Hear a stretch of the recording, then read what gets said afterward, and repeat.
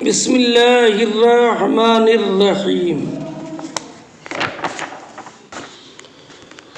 حضرت عثمان ابن عفان رضی اللہ تعالی عنہ سے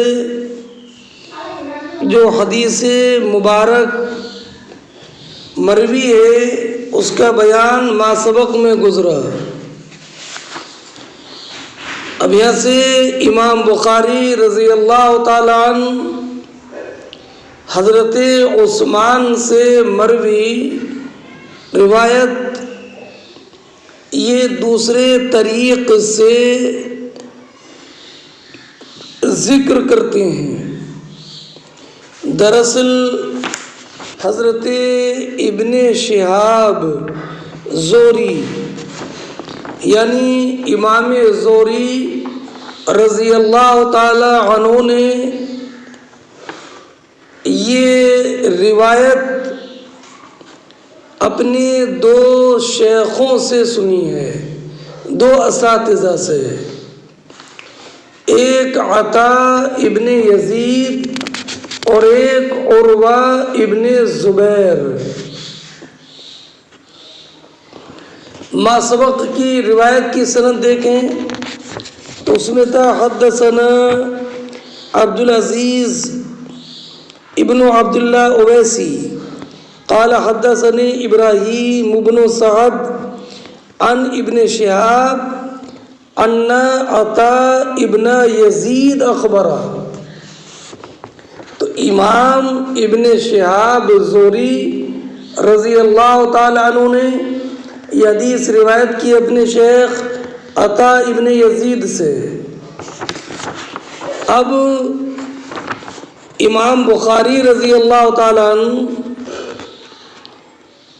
امام ابن شہاب زہری کی جو روایت ان کے دوسرے شیخ عروہ ابن زبیر سے، اب یہاں سے اس کا ذکر فرماتے ہیں، لیکن یہ ذکر بطور تعلیق ہے، اس لیے کہ امام بخاری نے یہاں پر اپنے شیخ کا ذکر نہیں کیا ہے بلکہ شیخ الشیخ ابراہیم بن سعد کا ذکر کیا ہے۔ عبارت دیکھیے، وعن ابراہیم قال صالح ابن کیسان قال ابن شہاب ولیکن عروہ یحدث، کہ امام زہری نے فرمایا ولیکن عروہ یحدث کہ عطا ابن یزید ہمارے شیخ نے تو ان الفاظ میں ذکر کیا جو کہ ما سبق میں آپ نے سنے، لیکن ہمارے شیخ عروہ ابن زبیر یحدث عن حمران، وہ حمران سے یہ روایت کرتے ہیں کہ فلما توضا عثمان، جب حضرت عثمان ابن عفان رضی اللہ تعالی عنہ نے وضو کیا تو وضو کرنے کے بعد ارشاد فرمایا الا احدثکم حدیثا لولا آیۃ ما حدثتکموہ، کہ میں تم سے ایک حدیث بیان کرتا ہوں، اگر قرآن کریم کی ایک آیت نہ ہوتی تو میں یہ حدیث بیان نہیں کرتا۔ قرآن کریم کی کون سی آیت جو کہ کتمان علم پر جو وعید ہے اس بیان وعید پر مشتمل ہے، وہ کون سی آیت؟ ان الذین یکتمون ما انزلنا من البینات والہدی من بعد ما بیناہ للناس فی الکتاب اولئک یلعنہم اللہ ویلعنہم اللاعنون۔ اگر یہ آیت کریمہ نہ ہوتی اور کتمان علم پر وعید نہ ہوتی تو میں تم سے یہ حدیث بیان نہیں کرتا۔ کیوں؟ اس لیے کہ اس حدیث میں اللہ رب العزت نے بے پناہ اجر و ثواب کا وعدہ فرمایا ہے، تو کہیں اس حدیث کو سن کر لوگ اعمال صالحہ میں لاپرواہی اور کوتاہی شروع نہ کر دیں۔ اس خیال سے میں یہ حدیث بیان نہیں کرا، مگر چونکہ وہ آیت کتمان علم کی وعید پر مشتمل ہے، اس لیے میں حدیث تم سے بیان کرتا ہوں۔ سمجھ گئے؟ وہ کیا؟ وہ حدیث کون سی؟ حضرت عثمان ابن عفان رضی اللہ تعالی عنہ نے بیان فرمایا کہ میں نے نبی کریم صلی اللہ تعالی علیہ وسلم کو سنا کہ نبی کریم صلی اللہ تعالی علیہ وسلم نے ارشاد فرمایا: لا يتوضأ رجل فيحسن وضوءه ويصلي الصلاة إلا غفر له ما بينه وبين الصلاة حتى يصليها۔ سرکار نے ارشاد فرمایا کہ جو مرد آداب و سنن کے ساتھ وضو کو مکمل کرے اور سنن و آداب کے ساتھ وضو مکمل کرنے کے بعد وہ انسان نماز پڑھے تو اللہ رب العزت جل جلالہ اس کے ان گناہوں کو معاف فرمائے، گناہوں کو معاف فرما دیتا ہے۔ اس کے جو گناہ اس کے وضو کرنے سے لے کر نماز مکمل کرنے کے درمیان تک ہیں۔ سمجھ گئے؟ ان گناہوں سے مراد گناہ صغیرہ۔ اب ذرا آپ غور کیجئے کہ حضرت عثمان ابن عفان رضی اللہ تعالی عنہ نے یہ ارشاد فرمایا کہ اس کے گناہ صغیرہ کب معاف ہوتے ہیں کہ جب کہ انسان وضو کرتا ہے اور وضو کر کے نماز پڑھتا ہے اور نماز کو مکمل کر لیتا ہے تو اس کے گناہ معاف ہو جاتے ہیں۔ اور ایک روایت میں یہ ہے کہ نبی اکرم صلی اللہ تعالی علیہ وسلم نے ارشاد فرمایا کہ جو انسان وضو کرتا ہے اس کے وضو کرنے کے ساتھ ہی اس کے گناہ جھڑ جاتے ہیں، گناہ ختم ہو جاتے ہیں۔ اور اس حدیث میں کیا ہے کہ خالی وضو کرنے سے نہیں بلکہ وضو کرنے کے بعد جب نماز پڑھتا ہے تو اس کے گناہ ختم ہوتے ہیں۔ تو دونوں حدیثوں میں تطبیق یہ ہے کہ یہ اشخاص اور احوال کے اعتبار سے مختلف ہے، یعنی بعض انسانوں کے گناہ صرف وضو کرنے سے جڑ جاتے ہیں اور ختم ہو جاتے ہیں، اور بعض انسانوں کے گناہ صرف وضو کرنے سے نہیں بلکہ نماز پڑھنے سے ختم ہوتے ہیں۔ اچھا، تیسری بات آپ یہ بھی ذہن نشین رکھیں کہ اس حدیث میں سرکار نے یہ فرمایا کہ جو انسان سنن و مستحبات کے ساتھ وضو کرے تو اور نماز پڑھے تو اس کے گناہ صغیرہ مٹ جاتے ہیں۔ اور بعض روایتوں میں یہ ہے کہ ایک جو انسان جمعہ پڑھے تو اس کے گناہ اس جمعے سے لے کر اگلے جمعے تک کے سارے گناہ صغیرہ مٹ جاتے ہیں۔ اور بعض روایتوں میں یہ کہ جو انسان ایک رمضان کے روزے رکھ لے تو رمضان کے روزے رکھنے سے ایک رمضان سے لے کر دوسرے رمضان تک جتنے گناہ صغیرہ ہوتے ہیں وہ سب مٹ جاتے ہیں۔ تو یہ تو بہت سارے ایسے اعمال ہوئے جو گناہ صغیرہ کے مٹانے والے ہیں۔ تو اگر خالی وضو کر کے نماز پڑھنے سے گناہ مٹ گئے تو پھر جمعہ پڑھنے سے کون سے گناہ صغیرہ مٹیں گے؟ تو اس کا جواب یہ ہے کہ اگر گناہ صغیرہ کسی ایک عمل کی وجہ سے مٹ گئے اور پھر دوسرا وہ عمل کیا جس سے گناہ صغیرہ مٹتے ہیں تو تو اس کے ذریعے اس کا مرتبہ بلند ہو جاتا ہے۔ اب رہا یہ کہ اگر کسی انسان کے صرف گناہ صغیرہ ہی گناہ صغیرہ نہ ہو بلکہ گناہ کبیرہ ہی کبیرہ ہوں، تو کیا اس کے گناہ کبیرہ مٹیں گے کہ نہیں؟ تو حضرت امام نووی علیہ رحمت و رضوان نے ارشاد فرمایا کہ اللہ رب العزت کے فضل و کرم سے امید یہ ہے کہ اگر گناہ صغیرہ نہ ہوں تو اس کے گناہ کبیرہ میں تخفیف ہو جائے گی، اس کے گناہ کبیرہ میں تخفیف ہو جائے گی۔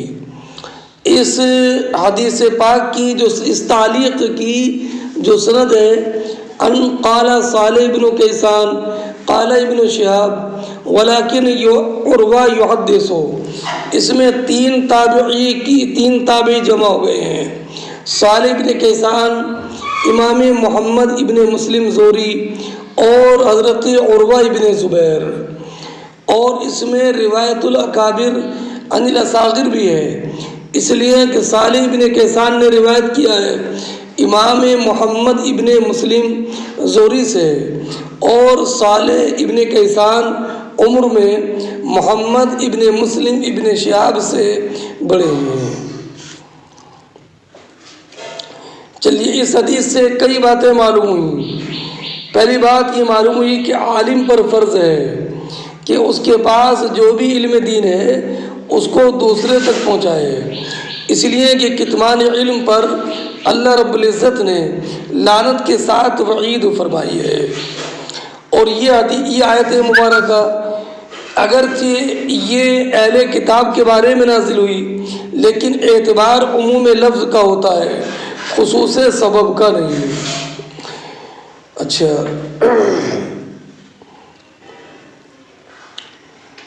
اور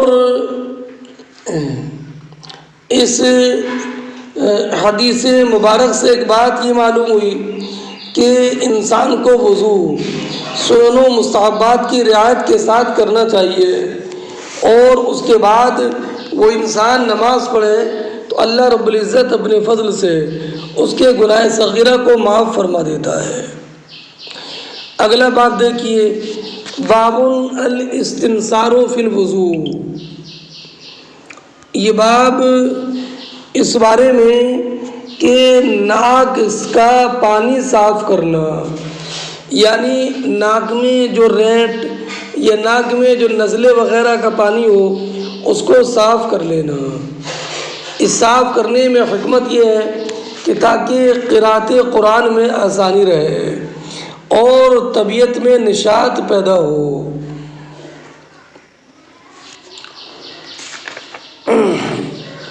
ہاں، اب آپ حدیث پاک دیکھیں۔ حدیث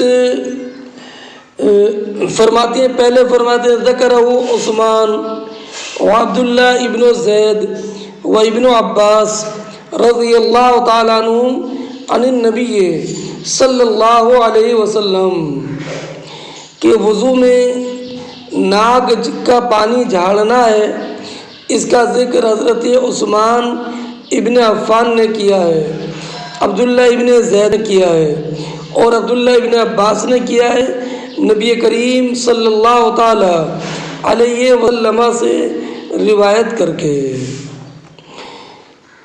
حضرت عثمان ابن عفان کی روایت تو ابھی گزری ہے، اور عبداللہ ابن زید کی روایت آئے گی باب مسح الراس کلہ میں، اور عبداللہ ابن عباس کی روایت تو یہ غسل الوجہ من غرفتن جو باب گزرا ہے اس میں عبداللہ ابن عباس کی روایت گزری ہے۔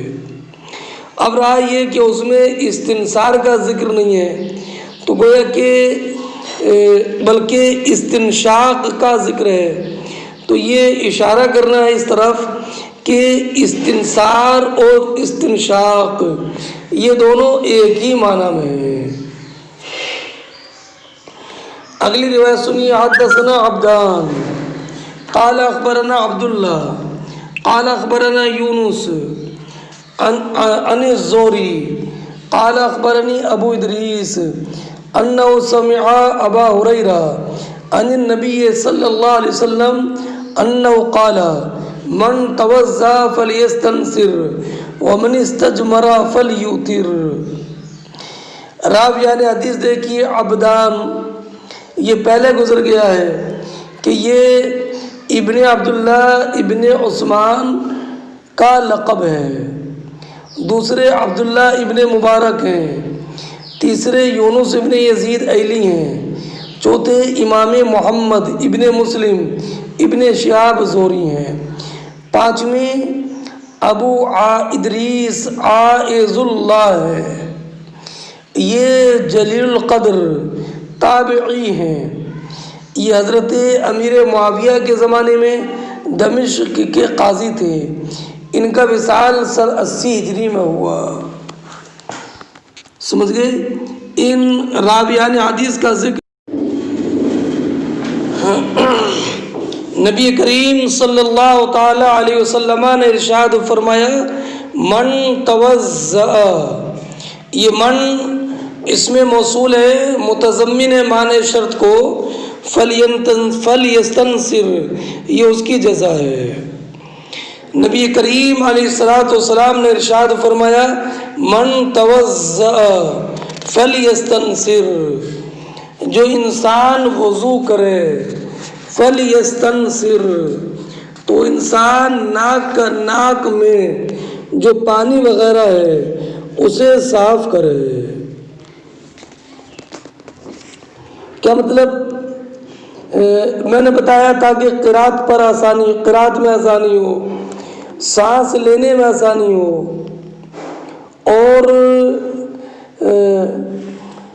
اس میں ایک حکمت تنظیف کے ساتھ ساتھ میں طرد شیطان بھی ہے، اس لیے کہ ایک حدیث حضرت ابو ہریرہ کی بخاری شریف میں یہ بھی ہے اذا استيقظ احدكم من منامه فليتوضأ فليستنصر ثلاثا فإن الشيطان يبيت على خيشومه.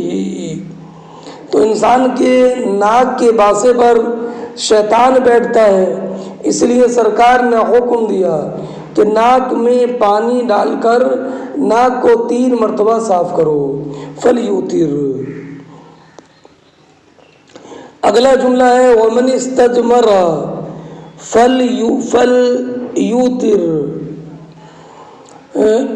استجمار سے بنا ہے استجمرہ. استجمار کے معنی آتے ہیں پیشاب یا پخانے کے مقام کو کنکری اور پتھر سے صاف کرنا ہے نا. تو اب اس سے فلیوتر تو نبی کریم علیہ الصلوۃ والسلام نے ارشاد فرمایا جو ناک میں جو وضو کرے فلیستنصر تو اس کو ناک صاف کرنا چاہیے. ومن استجمر فلیوتر اور جو کہ ڈیلے سے استنجا کرے فلیوتر تو وہ ڈیلے کا طاق عدد یعنی 1 2 یا 3 سے کرے، 3 سے کرے فلیوتر. ہاں اب فلیستنصر یہ بھی امر ہے اور فلیوتر یہ بھی امر ہے. تو فلیستنصر امر کی وجہ سے حضرت امام احمد، اسحاق، ابو عبید، ابو ثور، ابن منذر رضی اللہ تعالی عنہ انہوں نے یہ فرمایا کہ وضو میں استنشاق واجب ہے اور جمہور کے نزدیک یہ امر ندب کے لیے ہے. دلیل یہ ہے کہ نبی کریم صلی اللہ تعالی علیہ وسلم نے ایک اعرابی سے فرمایا تھا توضأ کما امرک اللہ تعالی، تم ایسا وضو کرو جیسے کہ اللہ رب العزت نے ارشاد فرمایا. کیا فرمایا؟ فاغسلوا وجوہکم وَأَيْدِيَكُمْ إِلَى الْمَرَافِقِ وَامْسَحُوا بِرُؤُوسِكُمْ وَأَرْجُلَكُمْ إِلَى الْكَعْبَيْنِ۔ تو فرمایا توضأ کما امرک اللہ تعالیٰ، اور آیت میں حکم استنشاق ہے نہیں، تو اس سے یہ معلوم ہوا کہ یہ استنشاق اور استنثار یہ واجب نہیں ہے بلکہ مستحب ہے۔ اچھا، اب رہا اس میں دوسرا جملہ، سرکار نے فرمایا وَمَنِ اسْتَجْمَرَ فَلْيُوتِرْ، تو جو استنجا کرے مٹی سے، ڈیلے سے، پتھر سے، وہ طاق عدد سے کرے۔ تو امام شافعی کے نزدیک 3 پتھروں کا استعمال کرنا واجب ہے نا، اور ہمارے یہاں پر یہ ہے کہ اصل واجب ہے محل کا صاف کرنا، اس میں کوئی عدد مسنون نہیں ہے، سمجھ گئے؟ اس لیے کہ سرکار نے فرمایا فلیوتر، اور وطر کا اطلاق ایک پر بھی ہوتا ہے جیسے کہ 3 پر ہوتا ہے، تو حدیث میں مطلق وطر کا لفظ ہے، اگر ایک مرتبہ ہی میں محل صاف ہو جائے تو وطر تار پا لیا گیا اور جو مقصد تھا یہ حاصل ہو گیا۔ اور حضرت ابو ہریرہ رضی اللہ تعالیٰ عنہ کی روایت بھی ہے، آپ نے فرمایا من فعل فقد احسن ومن لا فلا حرج، جس نے استنجا کرنے میں وطر عدد استعمال کیا تو اچھا ہے، اور جس نے استعمال نہیں کیا فلا حرج، تو اس پر کوئی حرج نہیں ہے۔ بات سمجھ گئے؟ ہاں، اگر تطہیر محل 3 ہی عدد سے ہو تو اس پر 3 مرتبہ دھونا یہ واجب ہوگا، مگر اس وجہ سے نہیں کہ 3 عدد واجب ہے، بلکہ اس وجہ سے کہ محل کا پاک کرنا واجب ہے، وہ 3 سے حاصل ہوا۔ یہاں تک کہ اگر 3 سے حاصل نہ ہو تو 4تھے اور 5ویں کا استعمال کرنا بھی واجب ہوگا۔ اگلا باب دیکھیں، باب الاستجمار وطرا، یہ باب اس بارے میں کہ پتھر سے استنجا کرنا یہ وطر میں ہوگا، یعنی طاق عدد کے ساتھ میں ہوگا۔ حدیث پاک وہی ہے، سنو، حضرت عبداللہ ابن یوسف قال اخبرنا مالک عن ابی الزناد عن العارج عن ابی ہریرہ۔ ابو الزناد، زناد زے کے کسرے کے ساتھ ہے، ان کا نام عبداللہ ابن ذکوان ہے، اور عارج یہ عبد الرحمن ابن ہرمز ہیں، کئی مرتبہ یہ بتا چکا ہوں میں آپ کو۔ اب حدیث پاک دیکھیے،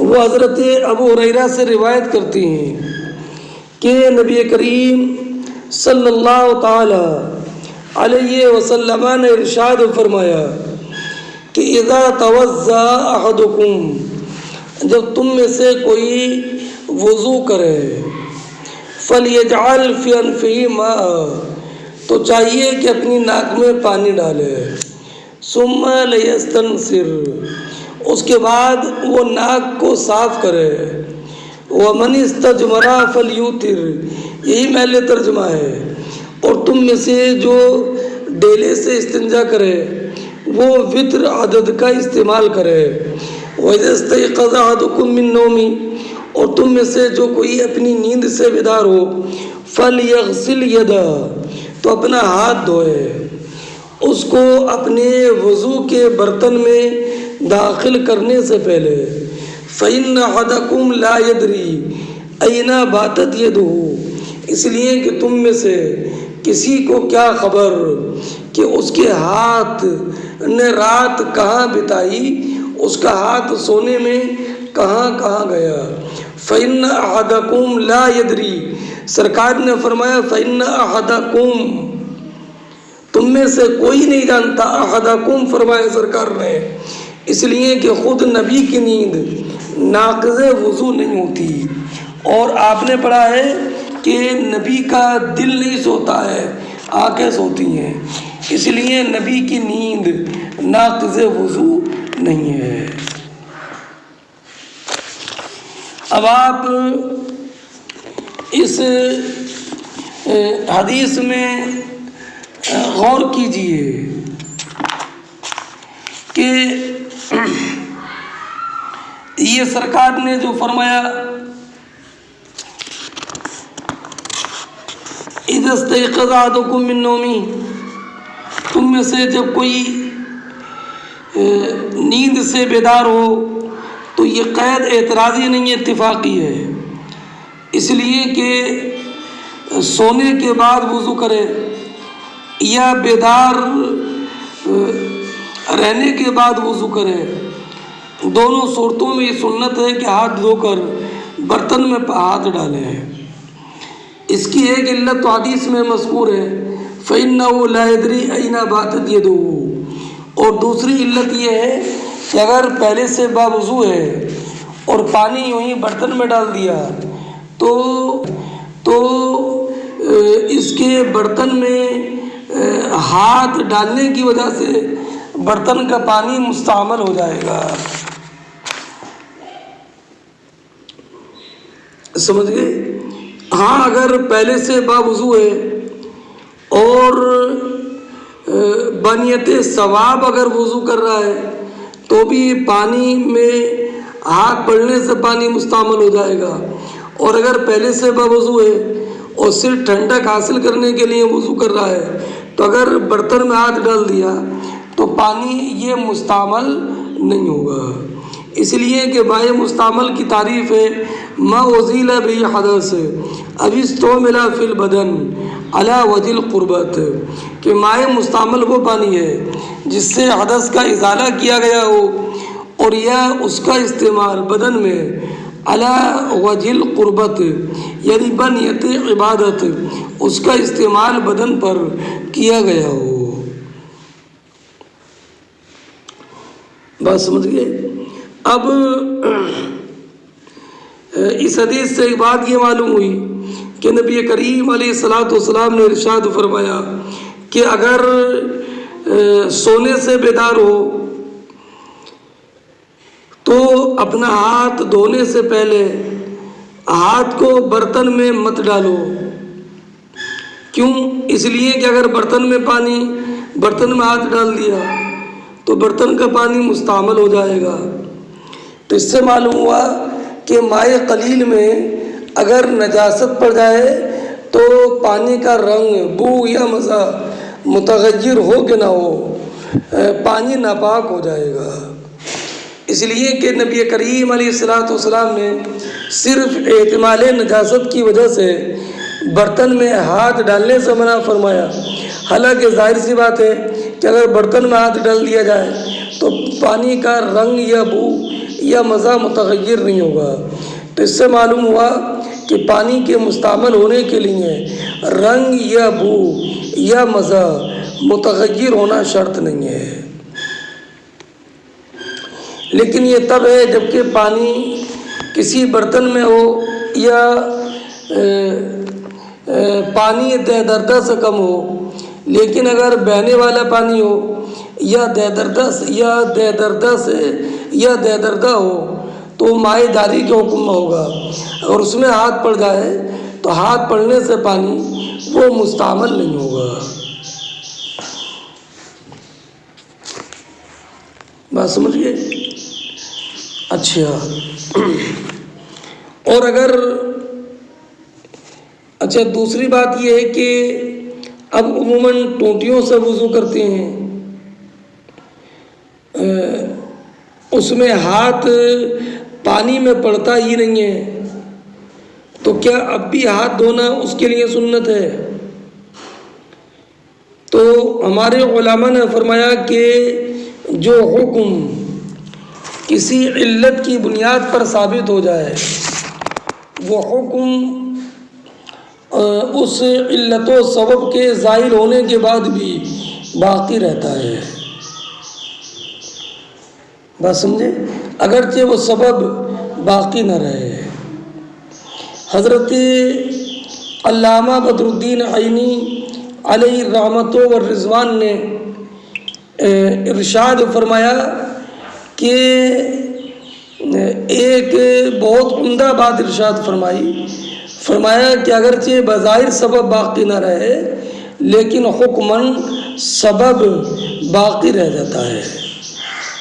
فرماتے ہیں لأن الاسباب تبقى حکماً وإن لم تبقى حقیقتاً لأن للشارع ولایة الإیجاد والإعدام فجعلت الاسباب الشرعية بمنزلة الجواهر في بقاء حكمها وهذا كالرمل في الحج ونحوه. اچھا، اور ایک بات یہ ہے کہ یہ حکم اس وقت میں ہے جب کہ پانی کا برتن چھوٹا ہو، اور اگر پانی کا برتن بہت بڑا ہو اور اس سے پانی نکالنے کے لیے چھوٹا برتن پاس میں بھی نہیں ہے تو اس کے لیے حکم ہے کہ اپنا بائیں ہاتھ کی انگلی ملا کر، ہتھیلی نہیں، خالی انگلی پانی میں ڈالے اور بائیں ہاتھ کی انگلیوں سے پانی نکال کر کے دائیں ہاتھ پر ڈال اور دائیں ہاتھ کو دھو لے، اور جب دائیں ہاتھ دھل جائے تو پھر دائیں ہاتھ ڈال کر کے پانی نکالے. اب اس نے پہلے جو بائیں ہاتھ ڈالا ہے، بائیں ہاتھ نہیں، بائیں ہاتھ کی جو انگلی ڈالی، ان انگلیوں کی بنیاد، ان انگلیوں کے ڈالنے سے ضرورتاً پانی مستعمل نہیں ہوگا بلکہ پانی اپنی صفت طہوریت پر باقی رہے گا، ضرورت شرع کی وجہ سے، ضرورت کی وجہ سے. اچھا، اب اس سے اور بھی چند باتیں معلوم ہوئیں کہ پانی نجاست کے پڑنے سے ناپاک ہو جاتا ہے اور 3 مرتبہ نجاستوں کو دھونا یہ مستحب ہے، اس لیے کہ جب احتمال نجاست کی وجہ سے ہاتھ کو 3 مرتبہ دھونا اس کا حکم سرکار نے فرمایا تو اگر حقیقتاً نجاست ہو تو بدرج اولا یہ دھویا جائے گا 3 مرتبہ. اور اس سے ایک بات یہ معلوم ہوئی کہ جن چیزوں کا ذکر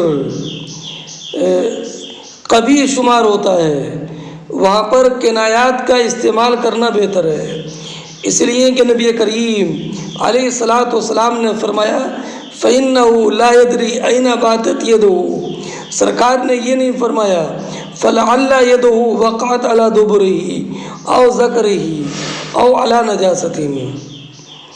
بات سمجھے؟ تو اس سے معلوم ہوا کہ جس چیز کا ذکر مستحجن ہو اس کا ذکر کنایہ میں کیا جائے. اچھا، اور ایک بات یہ بھی معلوم ہوئی کہ اگر ڈیلے سے استنجا کیا گیا تو موضع استنجا پاک نہیں ہے بلکہ وہ ہے تو ناپاک لیکن وہ معاف ہے حق نماز میں. یہاں تک کہ اگر ڈیلے سے استنجا کیا اور استنجا کی جگہ پر تری پہنچ گئی اور اس سے اس کی قمیص یا اس کا پاجامہ تر ہو گیا تو یہ قمیص یا پاجامہ ناپاک ہو جائے گا. ہاں، ایک بات یہ معلوم ہوئی کہ نبی کریم نے ارشاد فرمایا فَإِنَّ أَحَدَكُمْ لَا يَدْرِي، ہے نا؟ تو اس میں خطاب عقلاء، بالغین اور مسلمین سے ہیں، اس لیے کہ کافر احکام شرع کا مکلف نہیں ہے. ہاں، اور ایک بات یہ معلوم ہوئی کہ سونے کے بعد میں وضو کرنا یہ واجب ہو جاتا ہے، سمجھ گئے؟ اور اگر بغیر ہاتھ دھوئے ہاتھ برتن میں ڈال دیا تو یہ پانی مستعمل ہو۔ اگلا باب دیکھیے، باب غسل الرجلین ولا یمسح علی القدمین۔ یہ باب اس بارے میں کہ دونوں پیروں کو دھونا ہے، پیروں پر مسح کرنا نہیں ہے۔ کیا پیروں کو دھونے کا حکم ہے، پیروں پر مسح کرنا جائز نہیں ہے۔ روایت وہی ہے جو پہلے گزری ہے عبداللہ ابن عمرو ابن عاص کی، کہ ہم سے ایک سفر میں نبی کریم صلی اللہ تعالی علیہ وسلم پیچھے تھے، فَأَدْرَكَنَا، تو سرکار نے ہم کو اس حال میں پایا کہ نماز عصر کا وقت مؤخر ہو گیا تھا، فَجَعَلْنَا نَتَوَضَّأُ، تو ہم وضو کرنے لگے، وَنَمْسَحُ عَلَىٰ أَرْجُلِنَا، اور اپنے پیروں پر مسح کرنے لگے۔ پیروں پر مسح کرنے سے مراد یہ ہے کہ پیروں کو قاعدے سے نہیں دھویا، بلکہ کچھ پیر کا حصہ دھونے سے رہ گیا۔ تو نبی کریم صلی اللہ تعالی علیہ وسلم نے اپنی بلند آواز سے فرمایا، وَيْلٌ لِّلْعَقَابِ مِنَ النَّارِ مَرَّتَيْنِ أَوْ ثَلَاثًا، یہ سرکار نے 2 یا 3 مرتبہ فرمایا۔ ہاں، اب اس سے یہ معلوم ہوا کہ پیروں کا جب غسل خفیف جائز نہیں ہے تو پیروں پر مسح کرنا کیسے جائز ہوگا۔ اس سے معلوم ہوا کہ پیروں کو دھونا فرض ہے، پیروں پر مسح کرنا یہ جائز نہیں ہے۔ فرماتے ہیں باب المزمزۃ فی الوضوء، وضو میں کلی کرنا۔ قالہ ابن عباس، یہ ذکر عبداللہ ابن عباس نے کیا اور عبداللہ ابن زید نے کیا نبی کریم صلی اللہ تعالی علیہ وسلم سے روایت کر کے۔ اور پھر وہ حدیث ہے جو حضرت عثمان ابن عفان رضی اللہ تعالی عنہ سے مروی ہے کہ انہوں نے فرمایا کہ میں تم کو دکھاؤں کہ نبی کریم صلی اللہ تعالی علیہ وسلم وضو کیسے کرتے تھے۔ تو کیسے وضو کیا؟ ثم تمزمز واستنشق واستنثر۔ اگلا باب دیکھیے، باب غسل العقاب۔ یہ باب اس بارے میں کہ ایڑیوں کو دھونا ہے، ایڑیوں کو دھونا ہے۔ تو حدیث پاک اس تعلق سے بھی آتی ہے، وَكَانَ ابن سیرین یغسل موضع الخاتم اذا توضأ۔ محمد ابن سیرین رضی اللہ تعالیٰ عنہ جو اکابر تابعین میں سے ہیں، یہ جب وضو کرتے تو اپنی انگوٹھی کی جگہ کو دھوتے۔ انگوٹھی کی جگہ کے دھونے کا میں ذرا تفصیل ہے۔ اگر انگوٹھی ڈھیلی ہو اور پانی بلا تکلف پہنچ جائے تو کوئی بات ہی نہیں ہے، اور اگر انگوٹھی بہت زیادہ ڈھیلی نہیں ہے تو انگوٹھی کو ہلا دے تاکہ پانی اس کے نیچے پہنچ جائے، اور انگوٹھی اگر تنگ ہے تو فرض ہے کہ انگوٹھی کو نکال کر انگوٹھی کو جگہ کو دھوئے۔ تو ہو سکتا ہے کہ حضرت محمد ابن سیرین رضی اللہ تعالیٰ عنہ جو انگوٹھی پہنے ہوں وہ انگوٹھی بہت زیادہ تنگ ہو، جس کی وجہ سے آپ نے انگوٹھی کو اتار کر اس کی جگہ کو دھویا ہو۔ اور یہی ہے کہ دھونے سے مراد یہی ہے کہ انگوٹھی کو ہلاتے کہ تاکہ اس کے نیچے کی جگہ جو ہے وہ دھل جائے۔ اگلی حدیث پاک سنیے، حضرت محمد ابن زیاد کہتے ہیں قال سمعت ابا ہریرہ، کہ میں نے ابو ہریرہ کو سنا۔ کب سنا؟ ابو ہریرہ ہمارے پاس سے گزرے، والناس یتوضؤون من المطرہ، اور لوگ کسی برتن سے وضو کر رہے تھے، تو حضرت ابو ہریرہ رضی اللہ تعالی عنہ نے ارشاد فرمایا کہ اسبغ الوضوء، اے لوگو پانی قاعدے سے بہاؤ، فإن ابا القاسم صلی اللہ علیہ وسلم قال، اس لیے کہ نبی کریم صلی اللہ تعالی علیہ وسلم نے ارشاد فرمایا ویل للعقاب من النار، قاعدے سے دو، اس لیے کہ نبی کریم صلی اللہ تعالی علیہ وسلم نے ارشاد فرمایا ویل للعقاب من النار۔ تو اس سے معلوم ہوا کہ ایڑیوں کو دھونا ہے، ایڑیوں پر مسح کرنا نہیں ہے۔ اور یہی باب تھا، کیا باب تھا کہ باب قائم کیا تھا غسل العقاب۔ اب اگرچہ اس حدیث میں خاص طور پر ایڑیوں کا ذکر ہے کہ ایڑیوں سے لاپرواہی ہو جاتی ہے، مگر یہ حکم ان تمام اعضاء کو عام ہے کہ جہاں پر لاپرواہی کی جائے تو پانی نہ پہنچے اور دونوں سے رہ جائے، جیسے ایڑیاں، ٹخنے اور انگلیوں کی گھائیاں، کونیاں والکا۔ ہاں، اب ایک بات یہ معلوم ہوئی کہ پاؤں کا دھونا فرض ہے اور ہر عضو کو پورا دھونا فرض ہے، اور یہ بھی بات معلوم ہوئی کہ ضرورت کے وقت میں مسئلہ بآواز بلند بیان کرنا چاہیے، اور یہ بھی معلوم ہوا کہ عالم مخاطب کو جھڑک بھی سکتا ہے، اور یہ بھی معلوم ہوا کہ ویل للعقاب فرمایا، اور عقاب یہ جسم کا حصہ ہے، تو اس سے معلوم کہ عذاب جسم اور روح دونوں پر ہوگا۔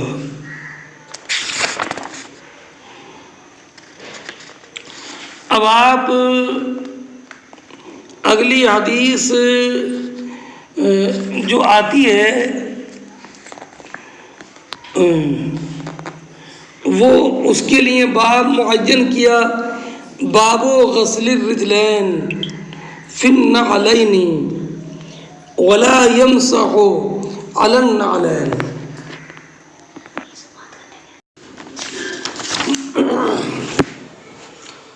اگلی حدیث سننے سے پہلے ایک بات یہ ذہن نشین رکھیں کہ قریش نے جب کعبہ مقدسہ کی تعمیر کی تھی تو جنوب کی جانب قواعد ابراہیمی پر تھی، اور جنوب کی جانب ایک کنارہ جو ہے وہ رکن اسود کہلاتا ہے اور ایک کنارہ رکن یمانی کہلاتا ہے، دونوں کو رکنان یمانیان بھی کہہ دیتے ہیں تغلیباً۔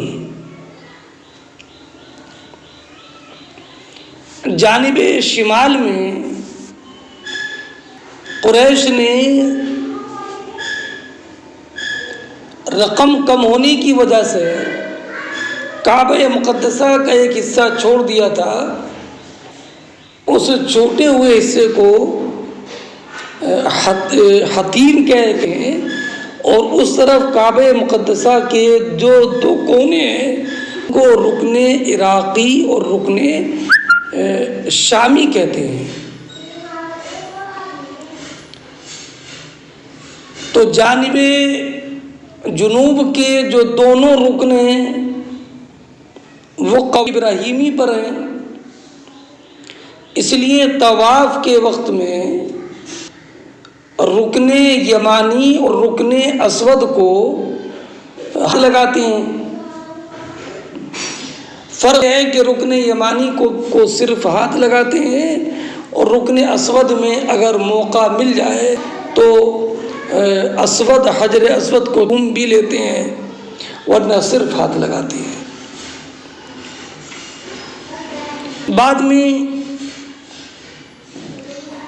حضرت عبداللہ ابن زبیر رضی اللہ تعالی عنہ نے کعبہ مقدسہ کی دوبارہ تعمیر کی، یہ بیان پہلے گزر چکا ہے۔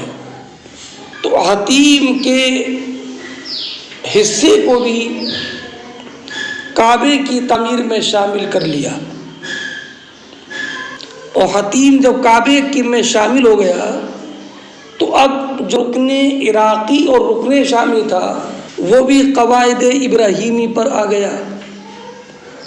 تو اب صحابہ کرام علیہم الرحمۃ والرضوان اب جب طواف کرتے تو یمانی اور رکن اسود کے ساتھ رکن شامی اور رکن عراقی کو بھی چھوتے۔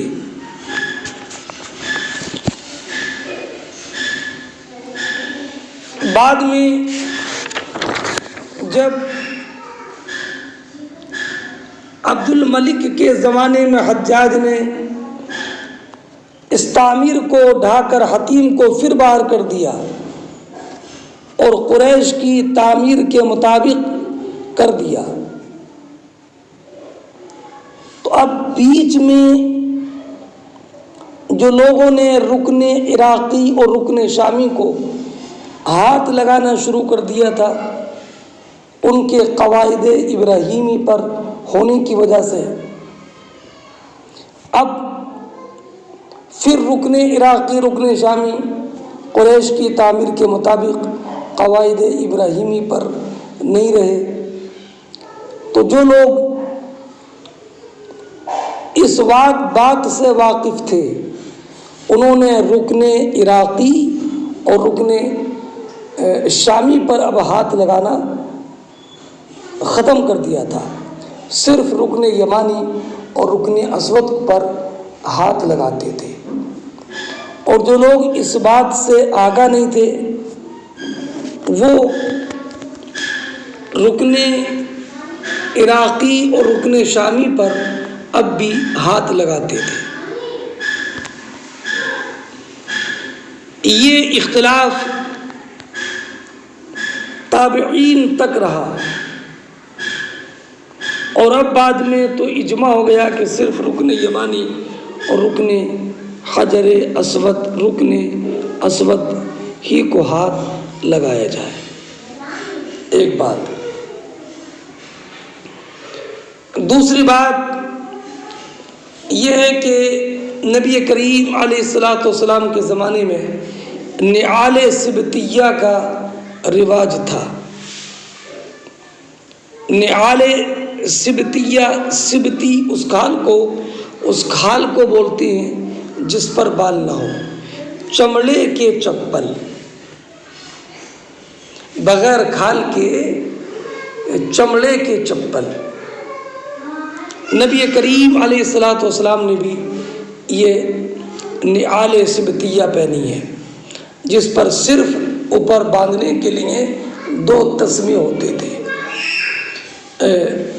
جیسے آپ نے نبی کریم علیہ الصلاۃ والسلام کے نعلین مبارک کی وہ کا عکس اور اس کی آپ نے تصویر دیکھی ہوگی۔ یہ ہو گیا۔ بعد میں نعال سبتیہ کا رواج کم ہو گیا تھا۔ حضرت عبداللہ بن عمر رضی اللہ تعالی عنہ پہنتے تھے۔ تیسری بات کہ حضرت عبداللہ بن عمر اپنے بالوں کو زرد خضاب لگاتے تھے،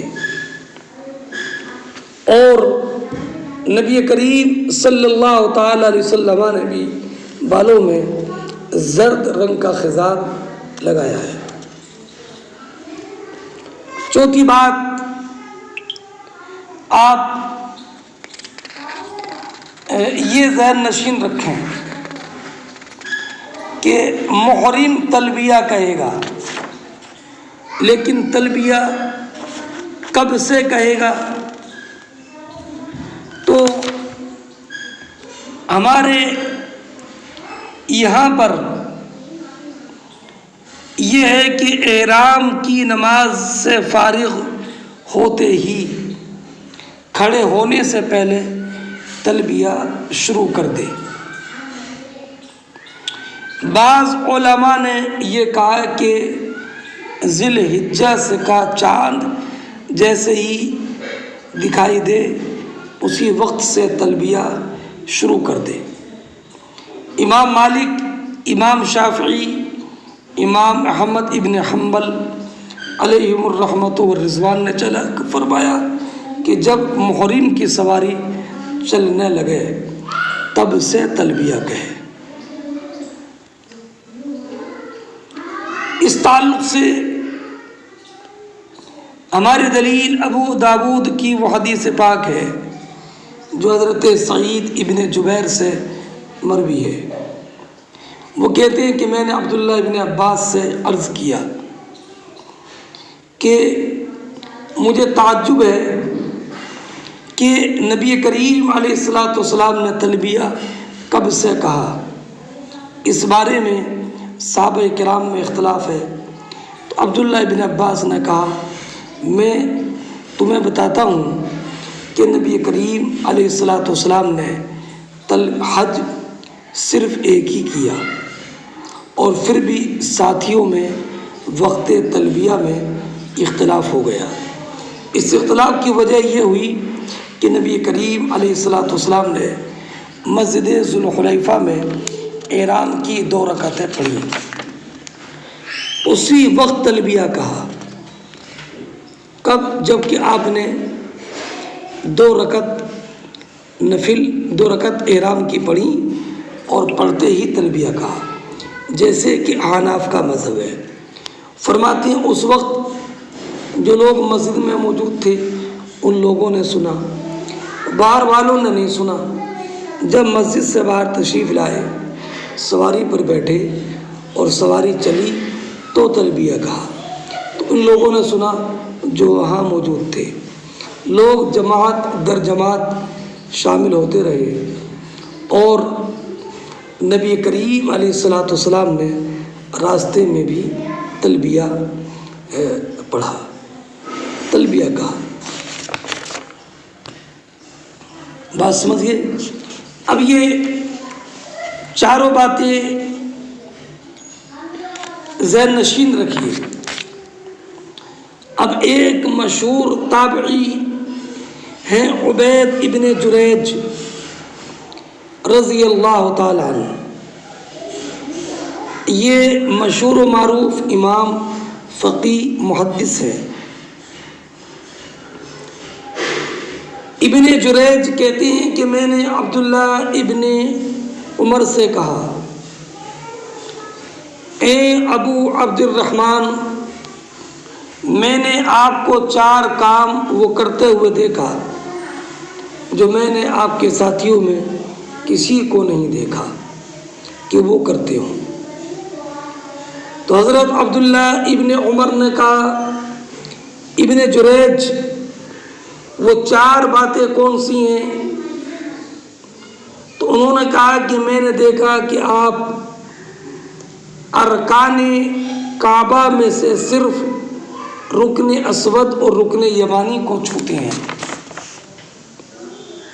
ایک، اور میں نے آپ کو دیکھا کہ آپ نعال سبتی چپل پہنتے ہیں،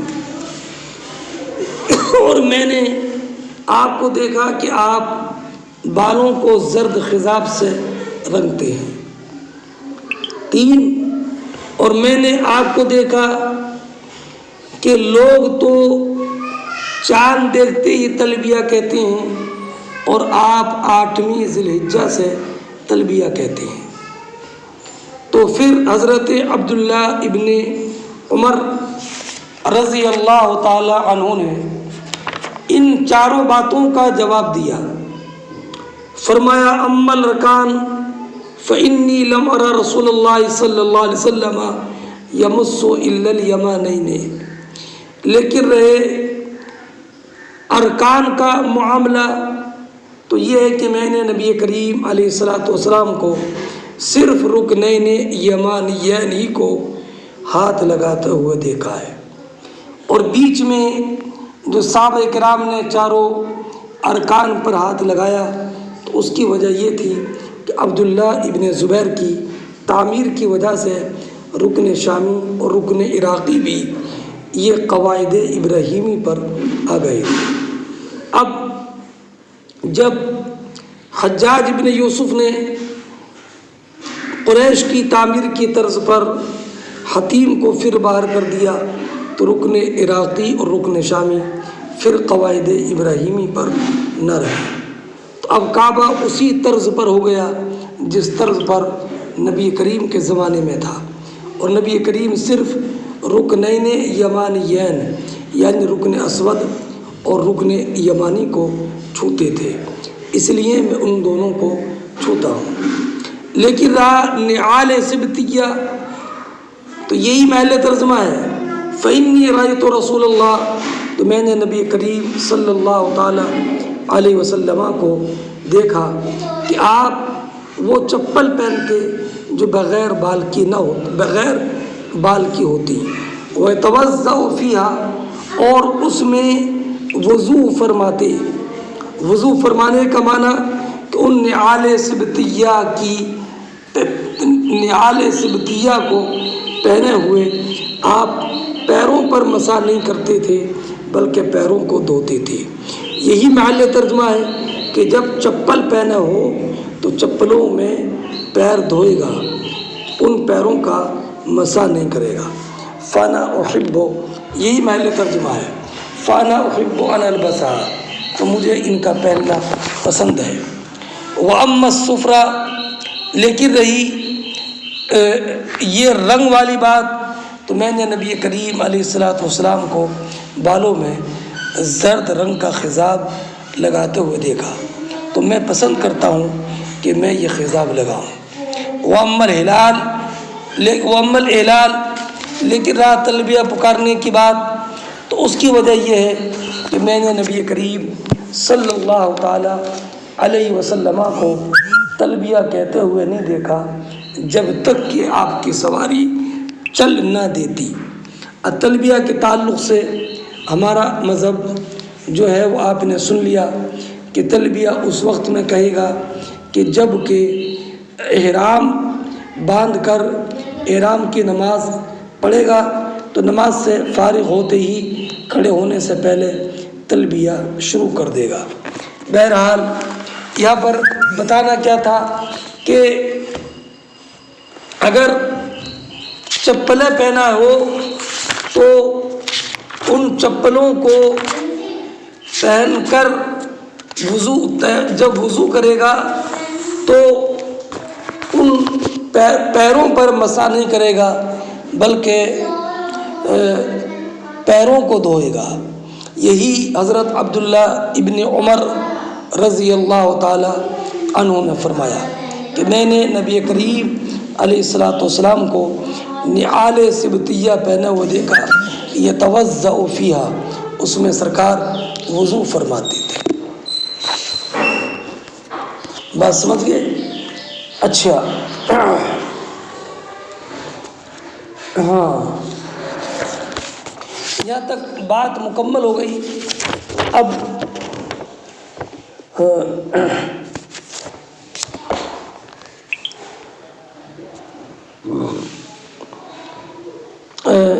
اس سے ایک بات یہ معلوم ہوئی کہ نبی کریم صلی اللہ تعالی علیہ وسلم اپنی ریش مبارک میں بھی خضاب لگاتے تھے زرد رنگ کا، ہے نا۔ ابو داود شریف کی روایت ہے کہ نبی کریم علیہ السلام اس سے اپنے کپڑے بھی رنگتے اور اپنے امامے کو بھی، اور ان میں اکثر صحابہ کرام اور تابعین زرد رنگ کا خضاب لگاتے تھے جیسے کہ ابو ہریرہ وغیرہ، لیکن سیاہ رنگ کا خضاب لگانا یہ جائز نہیں ہے بلکہ یہ سخت ممنوع ہے۔